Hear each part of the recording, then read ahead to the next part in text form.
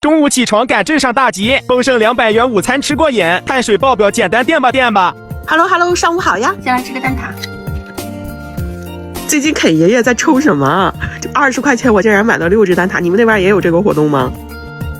又香又甜。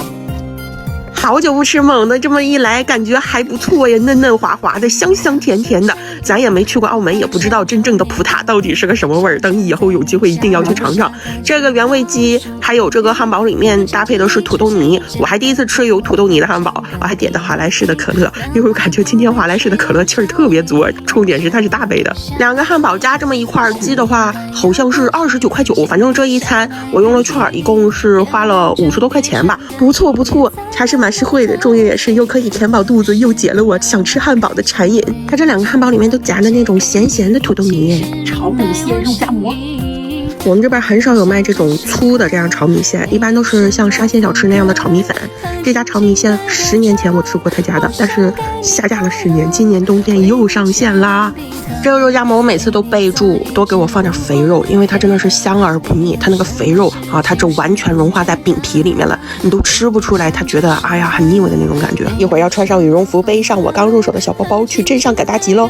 对了，最近准备买包的姐妹，我跟你们强烈推荐营销转转的二手平台，性价比非常高。像这只 MCM 链条先锋包就是我在他家买的，才1600，比专柜便宜了3100。你看这成色，别人基本看不出是二手的。而且转转不只有包包，上面的大牌饰品也很便宜。总之听我的，买二手奢侈品上转转就对了。好久没有吃翡芝米线了，我家里还有那种袋装的，但是我真懒得煮，还是冲泡的比较方便。重点是这个汤汁真的好浓郁哦。他们都说这个是小时候的味道，是吗？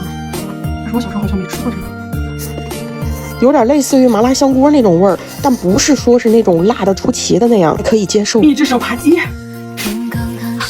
先来个烤地瓜吧，这个还是在那个711买的。哇，太美了。我实在是太爱吃烤地瓜了，我觉得我直接就是被我吃的那个自助小火锅给引入坑了。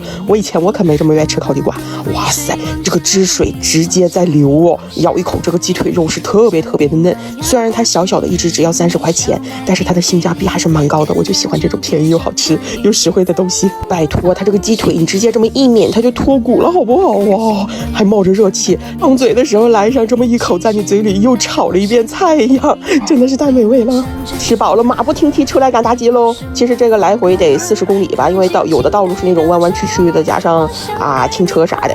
快过年了，所以大集的时间都延长到中午1点多了，还有的是人呢。给朋友带了点中午饭，然后又过来买了点大爷的这个菜。我没有去买小商贩的，因为我觉得这个大爷，我想让他早点卖完，早点回家。